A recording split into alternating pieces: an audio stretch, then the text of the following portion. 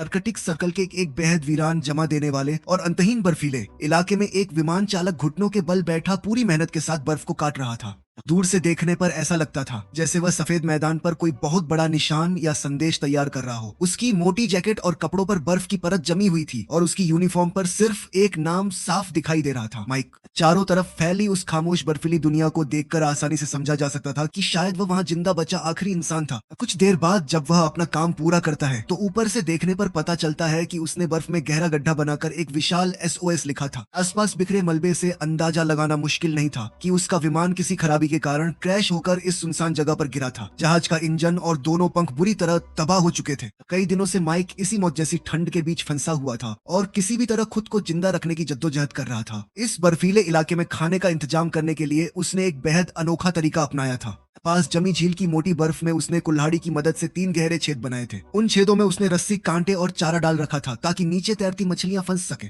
इसी तरकीब की वजह से उसे रोज कुछ मछलियां मिल जाती थी जिन्हें वह बर्फ में बने प्राकृतिक स्टोरेज में सुरक्षित रख देता था ताकि खराब ना हो। रोज की तरह थोड़ा बहुत खाना खाने के बाद माइक खुद को संभालता है, जरूरी सामान उठाता है और पास मौजूद ऊंचे बर्फीले पहाड़ की तरफ बढ़ जाता है। काफी मुश्किल चढ़ाई के बाद जब वह ऊपर पहुंचता है तो दूर दूर तक आसमान और सफेद मैदानों को ध्यान से देखने लगता है। उसके मन में सिर्फ एक उम्मीद बची थी कि शायद कोई रेस्क्यू टीम, कोई मिलिट्री एयरक्राफ्ट या हेलीकॉप्टर उसे तलाशते हुए वहां पहुंच जाए। पिछले कई दिनों से वह आसपास के इलाके का एक छोटा नक्शा भी तैयार कर रहा था ताकि अपनी लोकेशन समझ सके। इसके साथ ही उसके पास एक पुरानी मैनुअल सिग्नल मशीन भी थी जिससे वह लगातार मदद मांगने की कोशिश करता रहता था। उस मशीन को चलाने के लिए एक हैंडल को बार बार घुमाना पड़ता था जिससे उसमें बिजली पैदा होती थी। जब मशीन काम करती तो लाल रंग की लाइट जलती जिसका मतलब था कि सिग्नल बाहर भेजा जा रहा है। अगर सामने से कोई जवाब देता तो हरी बत्ती जल उठती। विमान हादसे के बाद से माइक रोज घंटों तक बिना रुके उस हैंडल को घुमाता रहता था, लेकिन आज तक उसे किसी तरफ से कोई जवाब नहीं मिला था। रात होते ही वहां की ठंड और ज्यादा खतरनाक बन जाती थी, इसलिए माइक वापस अपने टूटे हुए विमान के अंदर लौट आता और अगले दिन जिंदा रहने की लड़ाई के लिए आराम करने की कोशिश करता। अगली सुबह हल्की धूप निकलते ही वह फिर अपने बड़े SOS निशान को साफ करने में लग जाता है ताकि ऊपर से गुजरने वाला कोई भी विमान उसे आसानी से देख सके। लेकिन काम शुरू करने से पहले वह जहाज से थोड़ा दूर बने पत्थरों के छोटे ढेर के पास जाता है। वहां बैठकर वह उदास नजरों से किसी को आखिरी सलाम करता है। उन पत्थरों को देखकर साफ पता चलता था कि वह किसी ऐसे साथी की कब्र थी जो हादसे के वक्त जान गंवा चुका था। कुछ देर बाद वह वापस अपने काम में लग जाता है और बर्फ हटाने लगता है ताकि उसका संदेश साफ नजर आए। इसके बाद वह मछलियां चेक करने झील के पास जाता है, लेकिन आज सारे कांटे खाली थे। तभी उसे बर्फ के पास किसी बड़े जानवर के पंजों के निशान दिखाई देते हैं। शायद कोई शिकारी जानवर वहां तक पहुंच चुका था। डरकर माइक तुरंत विमान की तरफ भागता है और अंदर खुद को बंद कर लेता है। काफी देर तक वह वहीं छिपा रहता है। खतरा कम होने के बाद वह फिर पहाड़ पर चढ़ता है और उम्मीद के साथ अपनी सिग्नल मशीन चलाने लगता है, लेकिन हर बार की तरह कोई जवाब नहीं मिलता। तभी दूर नजर घुमाते हुए उसे वही चीज दिखाई देती है जिसका डर उसे कई दिनों से था। दूर बर्फ के मैदान में एक विशाल सफेद ध्रुवीय भालू घूम रहा था जो खाने की तलाश में था। कोई दूसरा रास्ता ना होने पर माइक फिर से अपने विमान में लौट आता है। दिन गुजरते जाते हैं, वह रोज वही काम दोहराता है, लेकिन मदद कहीं से नहीं आती। धीरे धीरे उसका खाना भी खत्म होने लगता है। इसके बावजूद वह हार नहीं मानता और लगातार सिग्नल भेजता रहता है। कई घंटों की कोशिश के बाद जब वह लगभग उम्मीद छोड़ देता है तभी अचानक मशीन में हरी बत्ती चमक उठती है। इसका मतलब था कि किसी ने उसका संदेश पकड़ लिया है। माइक तुरंत बाहर निकलकर आसमान की तरफ देखता है और दूर क्षितिज पर उसे एक छोटा हेलीकॉप्टर उड़ता दिखाई देता है। उसे देखकर वह खुशी से पागल हो जाता है। वह भागकर अपने विमान के पास जाता है और एक इमरजेंसी स्मोक सिग्नल जला देता है ताकि आसमान से उसकी सही लोकेशन आसानी से दिखाई दे सके। किस्मत से हेलीकॉप्टर के पायलट को वह धुआं नजर आ जाता है और वह नीचे उतरने की तैयारी करने लगता है, लेकिन तभी अचानक आर्कटिक का मौसम बदल जाता है और एक भयानक बर्फीला तूफान शुरू हो जाता है। तूफान अब इतना खतरनाक हो चुका था कि तेज हवाओं के बीच वो विशाल हेलीकॉप्टर पूरी तरह नियंत्रण खो बैठता है। हवा के जोरदार थपेड़ों की वजह से वह आसमान में बुरी तरह हिलने लगता है। पायलट हालत संभालने की पूरी कोशिश करता है, मगर प्रकृति की ताकत के आगे उसकी एक नहीं चलती। तभी जोरदार धमाके के साथ हेलीकॉप्टर बर्फ की ऊंची चट्टान से टकराकर तबाह हो जाता है। इस दर्दनाक हादसे को अपनी आंखों के सामने देखकर माइक पूरी तरह सन्न रह जाता है। वह बिना देर किए अपनी जान की चिंता छोड़े सीधे क्रैश हुई जगह की तरफ भाग पड़ता है। वहां पहुंचकर वह देखता है कि मुख्य पायलट की मौत उसी समय हो चुकी थी, लेकिन दूसरी सीट पर उसे एक घायल महिला दिखाई देती है। जो गहरी चोटों के बावजूद अभी तक जिंदा थी। उसके पेट में किसी नुकीली चीज के घुसने से बड़ा घाव हो चुका था और लगातार खून बह रहा था। माइक तुरंत हेलीकॉप्टर के अंदर से फर्स्ट एड बॉक्स निकालता है। हालात इतने खराब थे कि टांके लगाने का समय नहीं था, इसलिए वह मेडिकल स्टेपलर उठाता है और महिला के पेट के जख्म को स्टेपल करके बंद करने लगता है। यह इलाज बेहद दर्दनाक था, लेकिन इससे खून बहना रुक जाता है। बाहर बर्फीला तूफान लगातार और खतरनाक होता जा रहा था। ऐसी हालत में उनके पास टूटे हुए हेलीकॉप्टर के मलबे के अंदर शरण लेने के अलावा कोई रास्ता नहीं बचा था। कई घंटों तक इंतजार करने के बाद आखिर मौसम थोड़ा शांत होता है और बर्फीली हवाएं कम होने लगती हैं। माइक सबसे पहले उस घायल महिला की हालत देखता है। उसकी सांसें अभी भी चल रही थी, लेकिन वह बेहद कमजोर हो चुकी थी। इसके बाद माइक हेलीकॉप्टर में बचे सामान की तलाश करता है। किस्मत से उसे कुछ मजबूत रस्सियां, बर्फ पर चढ़ने वाला एक खास औजार और इंस्टेंट नूडल्स के कुछ पैकेट मिल जाते हैं। कई दिनों से सिर्फ मछली खाकर जिंदा रहने के बाद माइक थोड़ा पानी गर्म करता है और लंबे समय बाद चैन से नूडल्स खाता है। उसे पता था कि अगले तूफान से पहले हर हाल में अपने पुराने सुरक्षित जहाज तक पहुंचना जरूरी है। पायलट की मौत हो चुकी थी, लेकिन माइक उस घायल औरत को बचाने का इरादा नहीं छोड़ता। वह जितना जरूरी सामान उठा सकता था उठाता है और हेलीकॉप्टर पर एक संदेश लिख देता है। उसमें लिखा होता है कि 2 जिंदा लोग उस घाटी की तरफ गए हैं जहां उनका जहाज मौजूद है। उसे उम्मीद थी कि कोई न कोई यह संदेश देखकर उनकी मदद करने जरूर आएगा। इसके बाद माइक उस महिला को सहारा देकर अपने जहाज की ओर निकल पड़ता है। वहां पहुंचकर वह उसका नाम पूछने की कोशिश करता है, लेकिन वह उसकी भाषा ठीक से समझ नहीं पाती। वह सिर्फ पायलट शब्द बोलती है, क्योंकि वह अपने साथी के बारे में जानना चाहती थी। माइक धीरे से उसे बता देता है कि पायलट अब जिंदा नहीं रहा। फिर वह उसे जहाज के अंदर आराम करने को कहता है और खुद दोबारा हेलीकॉप्टर की जांच करने वापस चला जाता है। महिला के सुझ जाने के बाद माइक हादसे वाली जगह पर लौटता है। वहाँ उसे पायलट की लाश बर्फ में दबी हुई मिलती है। जैसे उसने पहले भी किया था, वैसे ही वह उसे सम्मान के साथ बर्फ में दफना देता है और कब्र के ऊपर कुछ पत्थर रख देता है।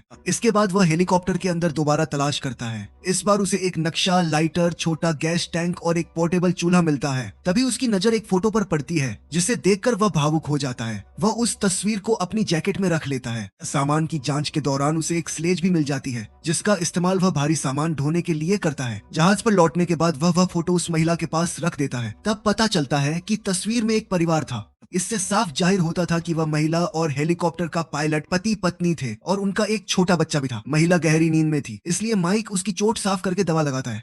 फिर वह छोटा चूल्हा जलाकर खुद को गर्म रखता है और नक्शे को ध्यान से देखने लगता है। नक्शे से उसे इलाके के बारे में कई जरूरी जानकारियां मिलती हैं। इसी दौरान तेज हवाओं की आवाज सुनकर वह बाहर जाता है और अपनी मछली पकड़ने वाली रस्सियां चेक करता है। जब वह रस्सी खींचता है तो उसमें फंसी एक बड़ी मछली देखकर खुश हो जाता है। वह मछली दोनों के लिए काफी थी। माइक मछली और नूडल्स मिलाकर एक गर्म सूप तैयार करता है। यह कोई शानदार खाना नहीं था, लेकिन जिंदा रहने के लिए काफी था। खाना बनने के बाद वह महिला को उठाकर सूप देता है ताकि उसे ताकत मिल सके। मगर अपने पति की मौत के सदमे ने उसकी भूख और हिम्मत दोनों छीन ली थी। माइक उसे समझाता है कि अगर उसे जिंदा रहना है तो खाना जरूरी है। वह उसे भरोसा दिलाता है कि सब ठीक हो जाएगा। दिन गुजरते जाते हैं। माइक रोज सिग्नल मशीन से मदद मांगने की कोशिश करता है, लेकिन हर बार की तरह कोई जवाब नहीं आता। वह लगातार सोचता रहता है कि उस महिला को कैसे बचाया जाए। उसकी हालत धीरे धीरे और खराब होती जा रही थी। रात भर उसे तेज खांसी आती रहती थी। अगली सुबह माइक उससे हाथ दबाने को कहता है ताकि शरीर में गर्मी बनी रहे और खून का बहाव चलता रहे, लेकिन महिला लगभग बेहोशी की हालत में थी और उसकी सांसें बहुत भारी हो चुकी थी। जब माइक उसकी चोट देखता है तो डर जाता है, क्योंकि घाव पहले से ज्यादा खराब हो चुका था। महिला के मुंह से खून निकलता देखकर उसे एहसास होने लगता है कि शायद वह ज्यादा समय तक जिंदा नहीं रह पाएगी। काफी सोचने के बाद माइक मजबूरी में फैसला करता है कि उसे वहीं छोड़कर आगे बढ़ना पड़ेगा, क्योंकि इस हालत में दोनों का बचना मुश्किल था। लेकिन तभी अचानक वह महिला उसका हाथ पकड़ लेती है, जैसे बिना कुछ कहे उसका शुक्रिया अदा कर रही हो। उसे महसूस होता है कि वह धीरे धीरे उम्मीद खो रही है, लेकिन उसी पल माइक के अंदर फिर से जीने की हिम्मत जाग जाती है। वह दोबारा नक्शा निकालकर ध्यान से देखता है। सबसे नजदीकी बस्ती तक पहुंचने में अभी कई दिन लग सकते थे। हालांकि पहाड़ों के बीच से जाने वाला एक छोटा रास्ता भी था जो सफर कम कर सकता था। आर्कटिक जैसी खतरनाक जगह में जोखिम उठाने का फैसला करके माइक अतिरिक्त रस्सियां, चारा और जरूरी सामान तैयार करता है। वह कुछ मछलियां जमा करता है और सब कुछ स्लेज पर बांध देता है। औरत उस समय गहरी नींद में थी। उसे ठंड से बचाने के लिए माइक सावधानी से उसे स्लीपिंग बैग के अंदर रख देता है। फिर वह जहाज के अंदर एक आखिरी नोट छोड़ता है, जिसमें लिखा होता है कि 2 लोग उत्तर दिशा में गांव की तलाश में निकले हैं। इसके बाद वह स्लेज को रस्सी से बांधता है, उसे अपने कंधों पर संभालता है और बर्फ के अंतहीन मैदान की ओर निकल पड़ता है। कुछ दूर जाने के बाद वह फिर नक्शा देखता है और समझता है कि असली रास्ता पूरी तरह उत्तर दिशा में था। इसलिए वह वापस जहाज तक लौटता है, अपना संदेश ठीक करता है और फिर सही दिशा में यात्रा शुरू करता है। मोटी और जमी हुई बर्फ के बीच चलते हुए वह बार बार नक्शे पर नजर डालता रहता है। मंजिल अभी भी बहुत दूर थी, लेकिन माइक हार मानने वालों में से नहीं था। वह बीच बीच में औरत को पानी पिलाता है और कई घंटों की कठिन यात्रा के बाद दोनों सफर का दूसरा हिस्सा भी पार कर लेते हैं। धीरे धीरे रात करीब आने लगती है। माइक बर्फ खोदकर एक छोटी गुफा तैयार करता है ताकि वे आराम कर सके। वह औरत को खाना और पानी देता है और फिर दोनों वहीं सो जाते हैं। अगली सुबह माइक अतिरिक्त कपड़े और मास्क पहनता है क्योंकि मौसम तेजी से खराब हो रहा था और एक और बर्फीला तूफान आने वाला था। रास्ते में उसे बर्फ में दबा हुआ कुछ सामान दिखाई देता है। पहले उसे उम्मीद होती है कि शायद यह किसी और बचे हुए इंसान का होगा, मगर पास जाकर उसे एहसास होता है कि वह उसका अपना पुराना सामान था जिसे उसने पहले अकेले सफर करते समय छोड़ दिया था। एक डिब्बे में उसे अपना पुराना पहचान पत्र भी मिलता है। तभी पता चलता है कि वह ईए नाम के एक विशेष विमान समूह का हिस्सा था जो नए मॉडल के जहाज तैयार करता और उड़ाता था। शायद माइक भी ऐसे ही किसी विमान में सफर कर रहा था जो आर्कटिक के भयानक मौसम को झेल नहीं सका और दुर्घटनाग्रस्त हो गया। लेकिन अब पछताने से कुछ नहीं बदलने वाला था, इसलिए माइक पूरी उम्मीद के साथ आगे बढ़ता रहता है। सफर जारी रहता है। तभी अचानक उसे एक विशाल पहाड़ दिखाई देता है जो नक्शे में मौजूद नहीं था। वह हेलीकॉप्टर से मिला बर्फ काटने वाला औजार निकालता है और पहाड़ पर चढ़ना शुरू करता है। दूसरी तरफ पहुंचकर वह समतल रास्ता खोज लेता है, फिर रस्सी के सहारे सामान ऊपर खींचता है और उसके बाद औरत को स्लेज समेत ऊपर लाने की कोशिश करता है। लेकिन यह काम उसकी सोच से कहीं ज्यादा कठिन था। वजन इतना भारी था कि वह उसे संभाल नहीं पाता। अचानक रस्सी उसके हाथ से फिसल जाती है और स्लेज तेजी से नीचे की ओर खिसकने लगती है। माइक पूरी ताकत लगाकर उसे रोकने की कोशिश करता है, मगर वह पहाड़ी के नीचे पहुंच जाती है। तब उसे समझ आता है कि अब उसे ऊपर खींचना लगभग नामुमकिन है। मजबूरी में उसे पहाड़ के चारों तरफ घूमकर लंबा रास्ता अपनाना पड़ता है। थोड़ी देर बाद माइक को फिर रुकना पड़ता है। खाने और आराम के लिए उसे चट्टानों के नीचे एक गुफा दिखाई देती है जिसका मुंह बर्फ से बंद था। वह अपने औजार से बर्फ हटाता है और रास्ता साफ करता है। अंदर पहुंचकर वह गैस टैंक की मदद से बची हुई मछली पकाता है। फिर वह कमजोर हालत में पड़ी औरत को खाना खिलाने की कोशिश करता है। रात गहराने लगती है और दोनों आराम करने ही वाले होते हैं कि तभी माइक को बाहर किसी चीज की आवाज सुनाई देती है। वह सतर्क होकर ध्यान से सुनता है और तभी एक जंगली जानवर की तेज दहाड़ गूंजती है। माइक तुरंत उठता है और अपना बर्फ काटने वाला औजार पकड़ लेता है। कुछ पल के लिए सब शांत हो जाता है, इसलिए उसे लगता है कि खतरा टल गया। लेकिन तभी औरत खांसने लगती है और उसकी आवाज सुनकर एक विशाल सफेद भालू दोबारा उनकी तरफ आकर्षित हो जाता है। भालू जोर जोर से दहाड़ता है और गुफा के अंदर घुसने की कोशिश करता है। हालांकि गुफा का छेद छोटा था, फिर भी वह बर्फ हटाकर अपना सिर अंदर डाल देता है। माइक जोर से चिल्लाता है और सिग्नल वाली आग जलाकर हवा में घुमाने लगता है। उसकी यह तरकीब काम कर जाती है। आग देखकर भालू डर जाता है और वहां से भाग निकलता है। खतरा खत्म होने के बाद माइक थकान और डर से जमीन पर गिर पड़ता है। एक और दिन गुजर जाता है। माइक गुफा से बाहर निकलकर चारों तरफ देखता है। सौभाग्य से सफेद भालू का कोई निशान नहीं था। वह फिर औरत को स्लेज पर रखकर आगे बढ़ना शुरू करता है, लेकिन रास्ता खत्म होने का नाम ही नहीं ले रहा था। तभी अचानक एक भयानक बर्फीला तूफान शुरू हो जाता है जिससे उसकी नजर धुंधली पड़ जाती है। आसपास छिपने की कोई जगह नहीं थी, इसलिए आगे बढ़ना और ज्यादा खतरनाक हो सकता था। मजबूर होकर वह औरत के साथ स्लीपिंग बैग के अंदर घुस जाता है ताकि दोनों एक दूसरे की गर्मी से बच सकें। इस कठिन हालत में कई घंटे धीरे धीरे गुजरते हैं। आखिरकार तूफान शांत पड़ता है और दोनों के ऊपर बर्फ की मोटी परत जम चुकी होती है। माइक बाहर निकलता है और सामान की जांच करता है कि कहीं कुछ टूट तो नहीं गया। तभी उसे पानी की बोतल मिलती है जो पूरी तरह जम चुकी थी। वह उसे अपनी जैकेट के अंदर रख लेता है ताकि शरीर की गर्मी से बर्फ पिघल सके।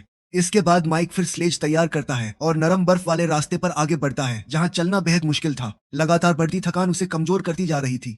आखिरकार वह एक पथरीली पहाड़ी के पास रुक जाता है। नक्शा देखने पर उसे एहसास होता है कि मंजिल अब भी बहुत दूर थी। वह केवल जरूरी सामान लेकर रास्ते पर आगे बढ़ता है। तभी उसे बर्फ में फूलों से ढका एक पत्थर दिखाई देता है। वह हैरान होकर उसके करीब जाता है, लेकिन अचानक नीचे की जमीन धंस जाती है और वह एक गहरे छेद में गिर पड़ता है। कुछ मिनट बाद जब उसे होश आता है तो वह खुद को एक गुफा के अंदर पाता है। उसका दायां पैर पत्थरों के बीच बुरी तरह फंस चुका था। पूरी ताकत लगाकर खुद को छुड़ाने की कोशिश करता है, लेकिन पैर बाहर नहीं निकलता। इतनी मुश्किलों के बाद ऐसा लग रहा था कि अब उसका अंत इसी बर्फीले आर्कटिक में होने वाला है। फिर भी माइक हार मानने को तैयार नहीं था। अपनी बची हुई ताकत से वह पैर बाहर निकालने की कोशिश करता है। दर्द बेहद खतरनाक था, लेकिन वह हार नहीं मानता। काफी मेहनत के बाद उसका पैर बर्फ से बाहर निकल आता है, मगर वह बुरी तरह घायल हो चुका था। अब उसे बर्फ और पत्थरों पर रेंगते हुए आगे बढ़ना पड़ता है। कुछ देर बाद उसे गुफा से बाहर निकलने का रास्ता मिल जाता है, लेकिन चोट की वजह से वह ठीक से चल नहीं पाता। वह वापस उसी जगह पहुंचता है जहां उसने उस औरत को छोड़ा था। वहां से वह उसकी फैमिली फोटो उठाता है ताकि उसके बेटे तक पहुंचा सके, लेकिन तभी उसे पता चलता है कि वह औरत अभी भी जिंदा है। वह कमजोर आवाज में उससे बात करती है। यह देखकर माइक को पछतावा होता है कि उसने उसे छोड़ने का सोचा था। वह रोते हुए उससे माफी मांगता है और कहता है कि सब ठीक हो जाएगा। अपनी हालत की परवाह किए बिना वह स्लेज खींचना शुरू कर देता है। औरत की चोट अब पहले से ज्यादा गंभीर हो चुकी थी। इलाज का कोई तरीका नहीं था, इसलिए वह कपड़े और बर्फ से खून रोकने की कोशिश करता है। इसके बाद वह उसे स्लेज पर लिटाकर आगे बढ़ता रहता है। अपनी आखिरी पानी की बूंदे भी वह उसी औरत को दे देता है, जबकि खुद बर्फ निगलकर प्यास बुझाने की कोशिश करता है। धीरे धीरे थकान उसके शरीर पर हावी होने लगती है। जब वह ऊंचाई वाले रास्ते तक पहुंचता है तो लोहे की छड़ी का सहारा लेकर ऊपर चढ़ने की कोशिश करता है, लेकिन पैर की चोट उसे रोक देती है। फिर वह सिग्नल मशीन चेक करता है, मगर बर्फीले तूफान ने उसे खराब कर दिया था। फिर भी माइक हार नहीं मानता और किसी तरह पहाड़ी की चोटी तक पहुंच जाता है। वहां उसे दूर एक हेलीकॉप्टर दिखाई देता है। वह तुरंत स्लेज को धक्का देकर ऊपर ले जाता है और पूरी ताकत से मदद के लिए चिल्लाता है, लेकिन उसकी आवाज बहुत कमजोर थी। उसके पास सिर्फ आखिरी सिग्नल फ्लेयर बची थी। वह उसे जलाकर हेलीकॉप्टर वालों का ध्यान खींचने की कोशिश करता है, मगर वे उसे देख नहीं पाते। माइक आखिरी कोशिश में अपनी जैकेट में फ्लेयर जलाकर हवा में लहराता है, लेकिन हेलीकॉप्टर फिर भी उड़ने लगता है। अब ऐसा लगता है कि सारी उम्मीद खत्म हो चुकी है। फिर भी वह उस औरत को उठाकर मदद की गुहार लगाता है। उसकी बस यही इच्छा थी कि किसी तरह उसकी जान बच जाए। इसके बाद वह औरत को फिर स्लेज पर लिटाता है और वादा करता है कि वह उसे अकेला नहीं छोड़ेगा। दोनों बप्पर पड़े होते हैं और माइक बार बार कहता है कि सब ठीक हो जाएगा। आखिरकार थकान से वह वहीं सो जाता है। तभी तेज हवाओं के बीच वही हेलीकॉप्टर वापस लौट आता है और उनके सामने उतरता है। इससे पता चलता है कि आखिर दोनों को बचा लिया गया। इतनी मुश्किलों के बाद भी माइक ने हार नहीं मानी और उस अनजान औरत की जान बचाने के लिए अपनी सारी हदें पार कर दी। अगर आप माइक की जगह होते तो क्या किसी अनजान इंसान के लिए अपनी जान खतरे में डालते? कमेंट में जरूर बताएं। और वीडियो पसंद आया हो तो लाइक और चैनल को सब्सक्राइब करना मत भूलिए।